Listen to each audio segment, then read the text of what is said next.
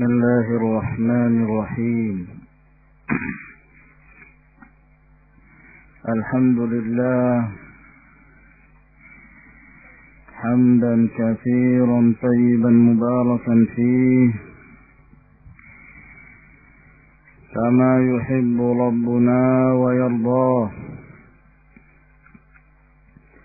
وأشهد أن لا إله إلا الله وحده لا شريك له،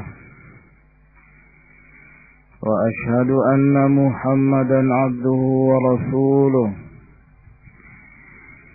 وصلى الله عليه وعلى آله وأصحابه وسلم تسليما كثيرا. أما بعد، إخواني في الدين، ثبتنا الله وإياكم على الحق. Kita masih membicarakan tentang permasalahan al-hijrah dan tentang hukum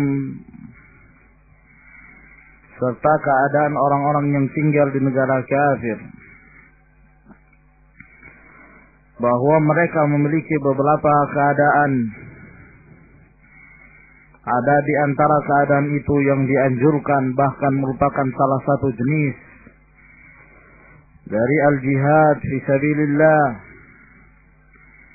Jika seseorang tinggal di negara kafir dalam rangka untuk berdakwah, ad-da'watu ila al-islam wa ad-da'watu ila sunnah, disebabkan karena di negara-negara kafir, walaupun mungkin ada di antara mereka yang mengaku sebagai muslimin, akan tetapi banyak pula dari mereka yang pada hakikatnya bukan muslimin. Disebabkan karena mereka mengambil Islam bukan dari sumber yang asli, namun mereka mengambil Islam dari mereka kelompok-kelompok yang mengaku sebagai muslimin walaisu muslimin, dan mereka bukanlah dari kalangan kaum muslimin. Salah satu contoh yang tersebar di Inggris, banyak dari mereka yang mengaku sebagai muslimin, tapi Islam berdasarkan thariqah Ahmadiyah, Mirza Ghulam Ahmad, yang mengakui ada nabi setelah Rasulullah sallallahu alaihi wasallam. Dan ini tentunya adalah kekufuran, dan agama tersendiri bukanlah Islam yang dibawa oleh Rasulullah sallallahu alaihi wasallam. Maka tinggal di negara kafir dalam rangka untuk berdakwah ila Allah wa ila sunnati Rasulillah, ini menjadi salah satu jenis al-jihad fi sabilillah. Ataukah tinggal di negara kafir dalam rangka untuk mempelajari keadaan dan kebobrokan orang-orang kafir, sehingga di saat dia pulang dia bisa memberikan penjelasan tentang hakikat mereka dan membongkar kebusukan mereka.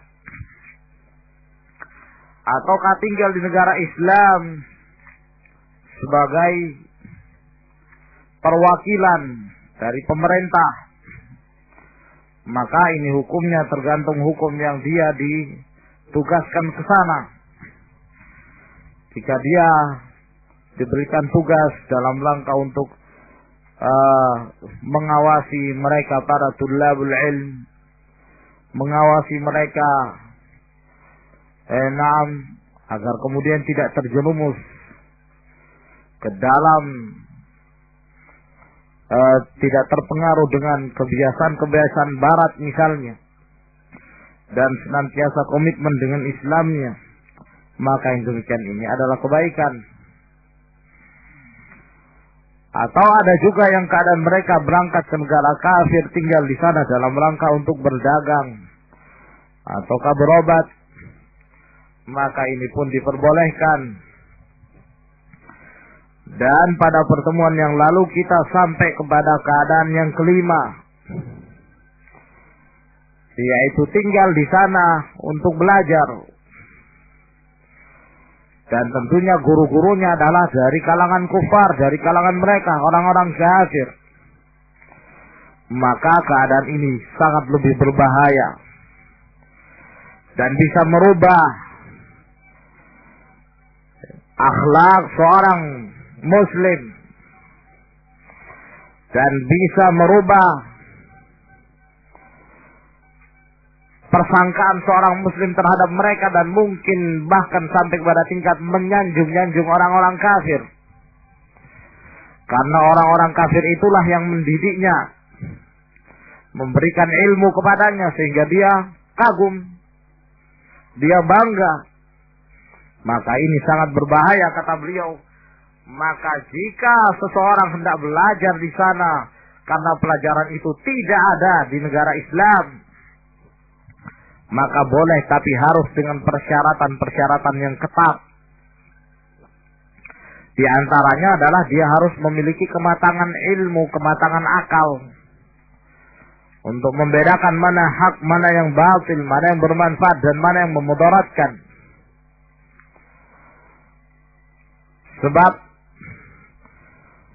jika tidak demikian, mereka yang belum memiliki keutamaan dan kematangan akal dikirim kepada orang-orang kafir untuk belajar, ini sama dengan memberikan mangsa kepada para serigala.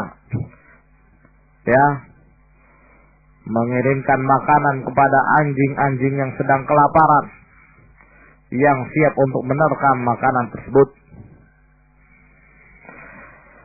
Kemudian berkata Al-Allamah Muhammad ibn Salih Al-Utsaimin rahimahullah, asy-syartus tsani, syarat yang kedua, ayakuna 'inda talibi min ilmi syariah, bahwa yang belajar itu dia harus memiliki ilmu syar'i. Dia harus mengerti tentang ilmu syariat. Ma yatamakkanu bihi minat tamyiz bainal haqqi wal batil, yang memungkinkan bagi dia untuk membedakan mana yang hak dan mana yang batil. Naam. Sehingga dia harus mantap pula ilmu agamanya. Nah, bagaimana bisa mantap ilmu agama itu semenjak kecil tidak pernah diajarkan agama oleh orang tuanya, atau tidak pernah terdidik di lingkungan masjid atau di lingkungan Islam dengan agama, didikan agama. Seorang hanya mendapatkan ilmu agama itu dari sekolah, itu pun sekali sepekan, itu pun pelajarannya itu juga. Naam, tidak mengajarkan agama, tidak mengajarkan akhlakul karimah. Itu pun kalau mengajarkan akhlak, ya gurunya juga bejat. Sehingga murid lebih condong untuk melihat praktek dari gurunya. Kalau gurunya saja tidak mengamalkan, bagaimana muridnya mau mengamalkan? Nah, itu sampai dewasa, sampai SMA. Setelah itu berangkat ke negara kafir untuk belajar. Maka apakah yang demikian ini memungkinkan bagi dia untuk selamat, ya, dari makar orang-orang kafir? Wallahul musta'an. Wa muqara'atul batil bil haqq, dan membantah kebatilan itu dengan kebenaran. Li'alla yankhadi'a bima hum alaihi minal batil, agar kemudian tidak tertipu, tidak terkecoh dengan apa yang dimiliki oleh orang-orang kafir berupa kebatilan. Fayadhunnuhu haqqa, sehingga dia menyangka itu adalah kebenaran. Aw yaltabisu alaih, ataukah tersamarkan olehnya kebenaran itu. Au ya'jizu an daf'i, atau dia tidak mampu menolak kebatilan itu. Fayabqa hirana au yattabi'ul batil, maka sehingga karena dia tidak memiliki ilmu syar'i, maka dia berada di antara salah satu dari dua keadaan. Keadaan yang pertama adalah heran, bingung, entah kemana, mau kemana dia, atau dia mengikuti kebatilan itu. Nah, ya, apakah dia menjadi orang yang bingung, hayran, lahuna wa lahuna, atau dia akhirnya mengikuti kebatilan. Nah, karena tidak memiliki ilmu syar'i. Oleh karena itu ini sangat berbahaya. Dan dikhawatirkan jika kembali menjadi musuh al-haq. Kebenciannya terhadap al-haq lebih. Nah. Wa fi du'ail ma'zur, di dalam satu doa yang diriwayatkan. Al-ma'zur maksudnya al-ma'zur anin Nabi, yang diriwayatkan dari Nabi SAW. Allahumma arinil haqqa haqqan warzuqni ittiba'ah. Ya Allah, perlihatkanlah kepadaku kebenaran dan berikanlah kepadaku rezeki untuk mengikutinya. Wa arinil batila batilan warzuqni ijtinabah. Dan perlihatkanlah kepadaku kebatilan dan berikanlah aku rezeki untuk menjauhinya. Wala taj'alhu multabisan alayya fa'adhillah. Jangan engkau menjadikan aku tersamarkan atasku kebenaran itu, sehingga aku pun menjadi sesat. Nah, kita minta kepada Allah yang membolak-balikkan hati. Allahumma ya muqallibal qulub, tsabbit qalbi ala dinik, ya musarrifal qulub, sarrif qalbi ila ta'atik. Minta hidayah kepada Allah Subhanahu wa ta'ala. Jangan coba-coba masuk ke sarang penyamun dalam keadaan kita tidak memiliki ilmu. Naam. Asyartu tsalits, syarat yang ketiga. Ayakuna inda talibi dinun, bahwa pelajar itu yang hendak belajar itu memiliki agama, memiliki keimanan, yakni yang menjaganya, wa yatahassanu bihi, dan dia akan berbenteng diri dengannya, minal kufri wal fusuqi, dari kekufuran dan dari kefasikan. Dia senantiasa menjaga diri, memelihara dirinya. Dengan apa? Dengan iman itu, dengan agama yang dia miliki, untuk menolak syahwat. Fadha'ifud din la yaslamu ma'al iqamati hunas. Orang yang lemah agama itu tidak akan selamat di saat dia tinggal di sana.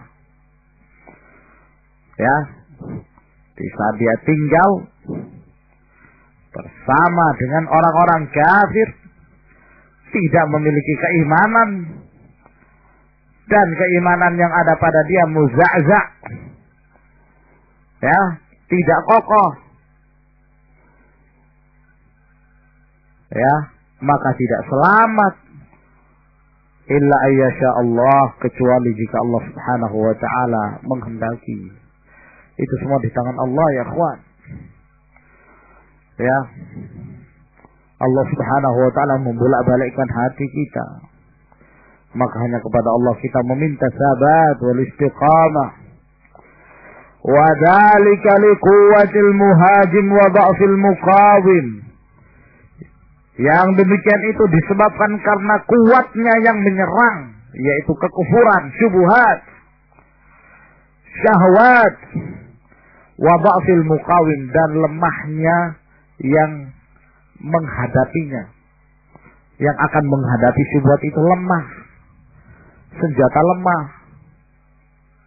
Nah, sedangkan yang menyerang kebatilan itu memiliki kekuatan, power yang besar. Nah, ya. Fa'asbabul kufri wal fusuqi hunaka qawiyatun wa katsiratun mutanawwi'ah. Sebab-sebab kekufuran, sebab-sebab kefasikan di sana, di negeri kafir itu kuat sekali dan banyak, bahkan bermacam-macam.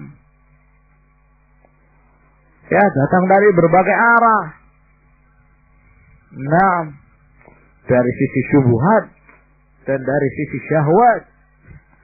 Fa'idha sadafat mahallan dha'ifal muqawamah, maka apabila sebab-sebab kekufuran, sebab-sebab kefasikan itu menempati tempat yang lemah, dha'ifal muqawamah, perlawanannya itu lemah,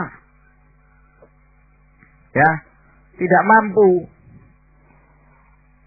Ibarat kebatilan ini datang dengan senjata berat, ya, datang dengan basoka, sementara kebenaran pedang senjatanya hanya dengan pedang. Gimana, sudah dari jauh kamu sudah ditembak, ya, lemah. Maka apabila kebatilan yang kuat itu menempati tempat yang perlawanannya lemah, amilat amalaha, maka dia pun mengamalkan amalannya, menempati tempatnya. Iya kan, dikuasai pendudukan. Jadilah hati seorang yang asalnya muslim diduduki oleh musuh penjajah berupa syaitan dengan kebatilannya, syahwatnya, syubhatnya. Habislah dia, ya. Kalau syaitan tidak mampu mengantarkan dia pada kekufurannya, minimal dia menjadi orang yang fasik, atau kamu menjadi seorang ahli bid'ah, penentang al-haq. Nah, dan ini tentunya sangat berbahaya, penyakit yang sangat kronis. Asyartur rabi', syarat yang keempat, an tad'uwal hajatu ilal ilmi alladhi aqama min ajli, bahwa ada hajat yang mendesak, ada hajat yang mendesak kepada ilmu yang dia tuntut itu, yang dia tinggal di negara kafir itu dengan sebab untuk mempelajari ilmu itu. Memang dibutuhkan ilmu itu, ada hajat tertentu, karena mungkin ilmu itu tidak ada di negara Islam. Bi ayyakuna fi ta'allumihi maslahatun lil muslimin, di mana kalau mempelajari ilmu itu akan mendatangkan kemaslahatan bagi kaum muslimin. Naam. Ya, mungkin mempelajari tentang teknologi yang lebih canggih misalnya, ataukah tentang teknologi nuklir yang tidak ada pelajarannya di negara Islam, atau ilmu-ilmu yang suatu saat nanti dibutuhkan oleh kaum muslimin. Naam. Wala yujadu lahu nadhirun fil madaris fi biladihim, tidak didapatkan yang semisalnya di sekolah-sekolah, di fakultas-fakultas, di kuliah-kuliah di negara mereka. Nah, ini boleh kalau demikian. Fa in kana min fudulil ilm, akan tetapi kalau ternyata ilmu itu adalah ilmu fuduli, yakni tambahan ilmu yang tidak bermanfaat, ya. Naam.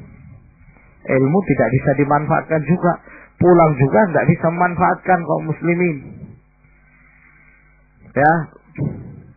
Ilmu fuduli alladzi la maslahata fihi lil muslimin, yang tidak ada kemaslahatannya bagi kaum muslimin.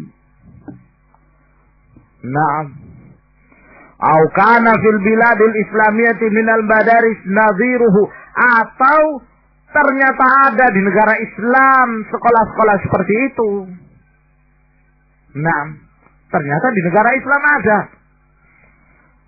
Nah, kalau dalam keadaan demikian, mengapa dia mesti keluar? Tidak ada hajat yang menyebabkan dia keluar. Kalau di negara Islam ada. Nah, kedokteran misalnya, maunya belajar di luar, padahal di negara Islam itu ada. Nah, tapi kan kurang afdol kalau di dalam negeri. Nah, kata mereka. Nah, kalau di dalam negeri itu sepertinya kurang populer, maunya di luar. Kalau hanya sekedar popularitas, bukan karena ada tambahan ilmu yang ada di luar, maka tidak boleh. Ya, malu kalau belajar di dalam negeri saja. Nah, ya, tapi kan kalau di luar ada tambahan nilai tambahan. Ya, kalau di mana ngambil S1 di mana? Di Jerman. Ngambil S2 di mana? Di Amerika. Nah, itu kan top. Nah, tapi kalau ngambil S1 di mana? Di ITB. Wah, biasa. Banyak juga lulusan ITB misalnya. Nah, atau ngambil S1 di mana? Di Yaman. Negara kampungan. Terbelakang. Nah, misalnya demikian. Nah, padahal sebenarnya pelajarannya sama. Cuman ya masalah popularitas misalnya.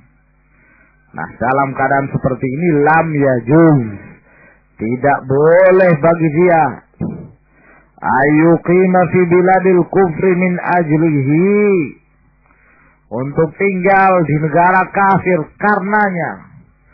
Lima fil iqamati minal khatari ala dini wal akhlaq, karena tinggalnya dia di negara kafir tersebut berbahaya bagi agama dan akhlaknya. Wa idha'atul amwalil katsira biduni faidah, dan akan tersia-siakan harta yang sedemikian banyak tanpa ada faidah. Nah, ini syarat yang merupakan 4 syarat tambahan bagi mereka yang hendak belajar di tempat negara kafir. Ya. Kemudian kata beliau al-qismus sadis, keadaan yang ke-6. Ya. Keadaan orang yang tinggal di negara kafir. Nah, ini keadaan yang ke-6, ini keadaan yang terakhir yang disebutkan oleh beliau rahimahullah. Ayyuqima lishakan, dia tinggal di negara kafir memang untuk menetap. Dia jadikan sebagai tempat tinggalnya, sebagai tempat untuk menetap. Nah, beda kalau sebelumnya memang ada waktu tertentu tinggalnya karena berdakwah, yang kemungkinan mungkin dia akan kembali lagi. Tinggalnya karena untuk belajar, yang memungkinkan dia kembali lagi. Tapi ini tinggal memang untuk menetap di negara kafir. Nah, ya, dari negara Islam, dia lahir di negara Islam, tapi melihat kondisi kaum muslimin kurang menyenangkan dia, atau dia merasa kurang bebas, ya mending ke negara kafir. Negara kafir semuanya serba free, serba gratis, serba bebas, ya. Nah, semuanya bebas, semuanya boleh.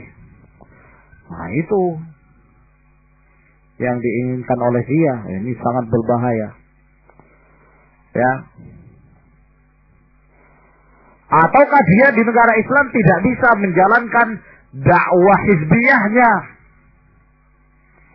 yang mengajak kepada khuruj alal hukam, atau melihat kezaliman pemerintah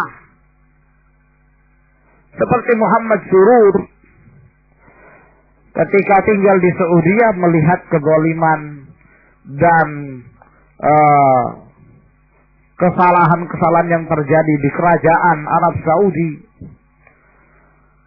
pada pemimpin, dan tentunya dia telah dimasuki oleh pemikiran Sayyid Qutb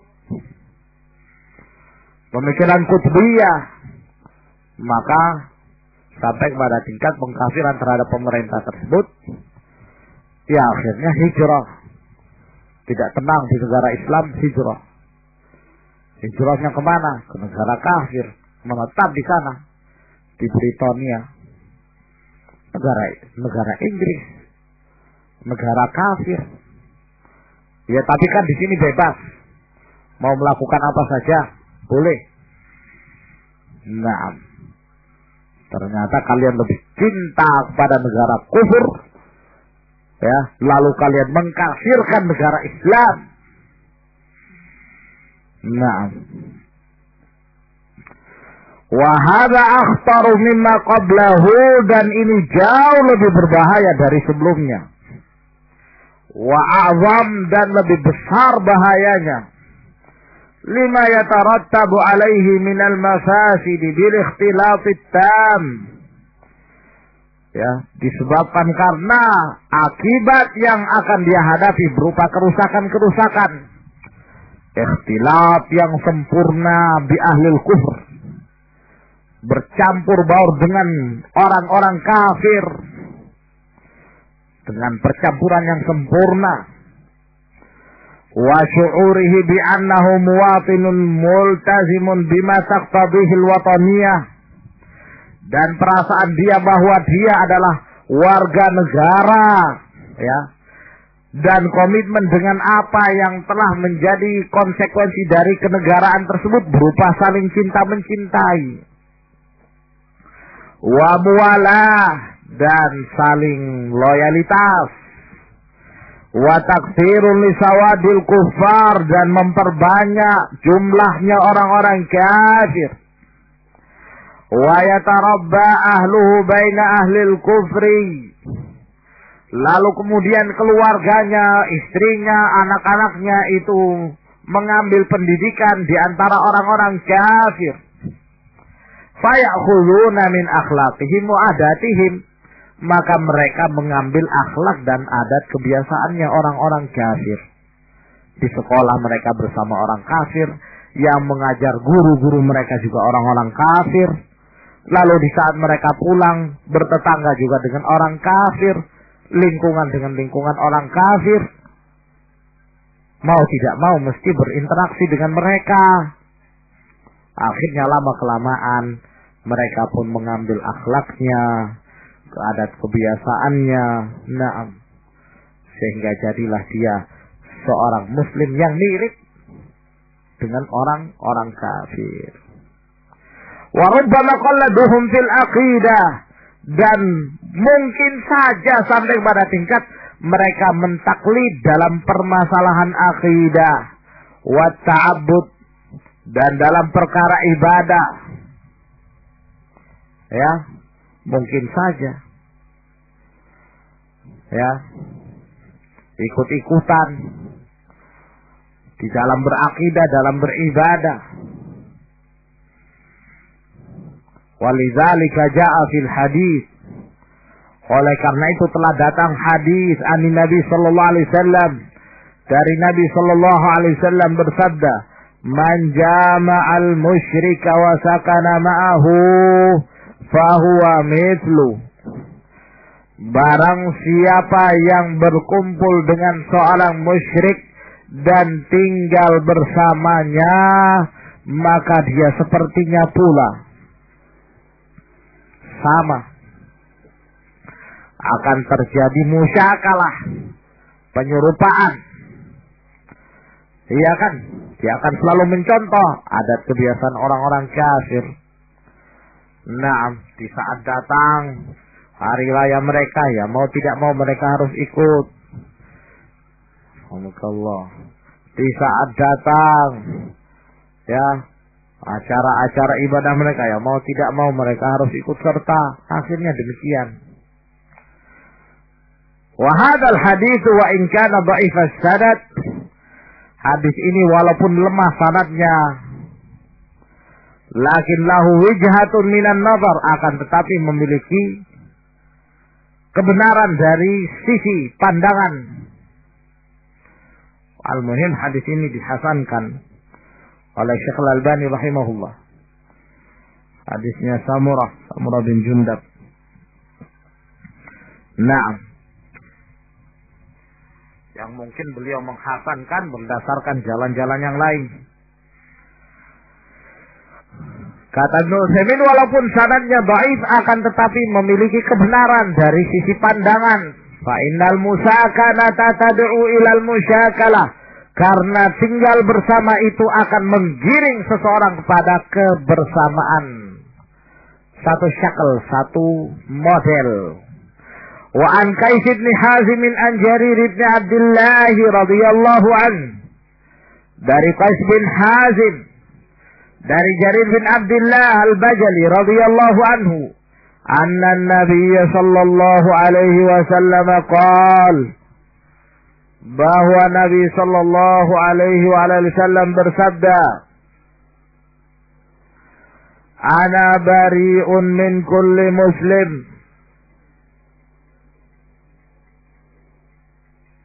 aku berlepas diri dari setiap muslim, yuqimu baina adhuril musyrikin, yang tinggal di antara punggung-punggungnya kaum musyrikin, yakni yang tinggal di tengah-tengah kaum musyrikin. Qalu, lalu para sahabat bertanya, ya Rasulullah, walima, wahai Rasulullah, dan mengapa, yakni terus bagaimana keadaan antara muslim dan musyrik itu, harus bagaimana? Qala, kata Rasulullah sallallahu alaihi wasallam, la tara'a narahuma, tidak akan terlihat apinya seorang muslim dengan apinya seorang musyrik. Yakni tidak akan saling melihat kedua api mereka di saat mereka menyalakan tungku mereka. Kalau dahulu mereka masak dengan api, ya kan? Di saat mereka tidak memasak, mereka menyalakan api. Ya tentunya asapnya kelihatan, ya kan? Nah, ya, nah, tinggalnya seorang muslim dan seorang musyrik itu tidak boleh saling melihat, terlihat apinya. Muslim melihat apinya musyrik, musyrik melihat juga apinya muslim. Intinya tidak boleh berdekatan, jauh. Nah, ya, jangan berdekatan, ya. Maksudnya bahwa seorang muslim tidak boleh tinggal di tengah-tengah kaum musyrikin. Nah, mesti jauh. Seorang muslim harus tinggal di komunitas muslim. Nah, sebagaimana mereka tinggal di komunitas mereka. Rawahu Abu Dawud wa Tirmidzi. Hadis riwayat Abu Dawud dan Tirmidzi. Wa aktsarur ruwati rawahu mursala. Mayoritas perawi mereka meriwayatkannya secara mursal an Qais bin Hazim. Dari Qais bin Hazim anin Nabi sallallahu alaihi wasallam, dari Nabi sallallahu alaihi wasallam. Qala Tirmidzi, berkata Tirmidzi, sami'tu Muhammadan yakni al-Bukhari yaqul as-sahih hadis Qais anin Nabi sallallahu alaihi wasallam mursal. Yang benar kata beliau bahwa Imam Bukhari menyatakan yang sahih hadis ini adalah hadisnya Qais langsung dari Nabi tanpa penyebutan Jarir bin Abdullah secara mursal. Naam, wallahu a'lam. Wa kaifa tatibu nafsu mu'minin? Maka bagaimana bisa baik perasaan seorang mukmin, jiwa seorang mukmin, ayyaskuna fi biladi kuffar, untuk tinggal di negara-negara kafir, tu'linu fiha sya'airal kufr, lalu mereka menampakkan syiar-syiar kekafiran, wa yakunul hukmu fiha li ghairillahi wa rasulih, lalu kemudian hukum yang ditegakkan adalah hukum selain hukum Allah dan Rasulnya, wa huwa yushahidu dzalika bi'aini, lalu dia menyaksikannya dengan matanya, wa yasma'uhu bi'udunai, dia mendengarkan dengan kedua telinganya, wa yardha bih, lalu ridha dengannya. Bagaimana bisa baik perasaan seorang mukmin demikian? Bal yantasibu ila tilkal bilad, bahkan sampai menisbahkan dirinya kepada negara kafir tersebut. Wa yaskunu fiha bi ahli wa auladi, lalu dia tinggal di dalamnya bersama istrinya dan anak-anaknya. Wa yatma'innu ilaiha, dan justru dia merasa tenang dengannya. Kama yatma'innu ila biladil muslimin, ya, sebagaimana dia tenang menuju pada negara-negara kaum muslimin, ma'ama fi dzalika minal khataril azim alaih, ya, dalam kondisi dia dalam keadaan berbahaya yang sangat besar atas dirinya, wa ala ahlihi wa auladi, atas keluarganya, atas anak-anaknya, fi dinihim wa akhlaqihim, baik di dalam agama mereka maupun di dalam akhlak-akhlak mereka. Jadi kesimpulannya bahwa demikian ini sangat berbahaya dan asalnya adalah tidak boleh. Ya, siapa yang tinggal bersama musyrik fahuwa misluh, maka dia itu semisalnya, sama dengannya. Hadza ma tawassalna ilaihi fi hukmil iqamah, ini yang telah kami sampai kepadanya pembahasan tentang hukum tinggal fi biladil kufri, di negara-negara kafir. Nas'alullah ayyakuna muwafiqan lil haqqi was shawab. Kami memohon pada Allah semoga apa yang kami nyatakan ini menyetujui dan mencocoki kebenaran. Naam. Wallahu a'lamu bis-shawab. Dan ana harap antum mesti paham tentang hukum-hukum ini, ikhwan. Insyaallah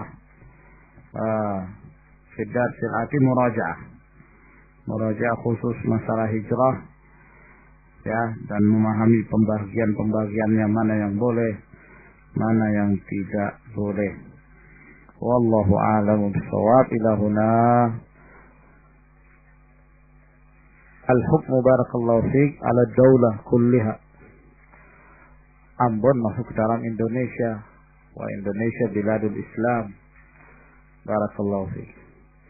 Jadi kalau tinggal seseorang di Indonesia dimanapun, maka itu adalah negara Islam. Akan tetapi kalau kemudian mereka pun tinggalnya di situ tidak bisa menampakkan syariat Islam, wahada min zulmil hukumah, ini dari kezaliman hukumah, maka hendaklah dia pindah cari tempat yang lain. Nah, yang semestinya hukumah